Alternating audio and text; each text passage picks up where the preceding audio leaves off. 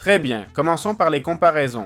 On va comparer Cursor et Windsurf, deux éditeurs de code IA, ces deux outils, d'accord? Cursor et Windsurf, bien qu'utilisant l'IA, sont très différents l'un de l'autre. Cursor est basé sur VS Code, vous voyez? Cet éditeur qu'on utilise tous ou qu'on a tous utilisé à un moment, et souvent de façon définitive, non? Cursor intègre l'IA comme assistant direct dans le flux de travail du dev. On peut lui demander du code, des explications, des tests, des refactos ou une revue de fichiers. L'IA de Cursor est présente et comprend le contexte du projet, l'arborescence, les dépendances, l'historique, etc.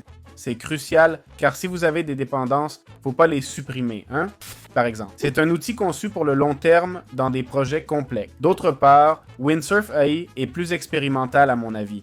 C'est un outil léger et rapide, ok? Il facilite la création de petites fonctions ou scripts. Son point fort, l'immédiateté. On écrit une requête, on obtient du code rapido, mais le contexte est limité. Il ne saisit pas bien, du moins pour moi, l'ensemble du projet. Il est conçu pour l'exploration, d'accord? Des idées, des prototypes, ce genre de choses. On ne peut pas lui faire confiance pour maintenir une vraie base de code ou travailler en équipe à grande échelle. C'est mon point de vue, du moins. Alors, quels sont les avantages de Cursor? Il supporte des projets réels avec plusieurs fichiers et dépendants. Il a une compréhension profonde du code et de son contexte. Il s'intègre directement à Git et aux outils de débogage. Et il est construit sur un environnement pro comme VS Code. C'est plus agréable pour nous, programmeurs expérimentés, de ne pas changer d'interface. Et où Windsurf AI pourrait-il être utile? Même s'il est moins performant, ce n'est pas forcément le cas partout. Il peut servir à tester rapidement de petites idées. De façon rapide, on peut aussi l'utiliser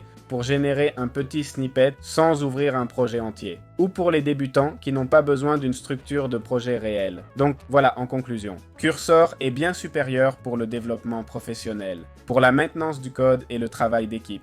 Windsurf est plus rapide et léger, mais ne monte pas en échelle. C'est pourquoi Cursor l'emporte clairement sur tous les aspects importants pour un dev sérieux.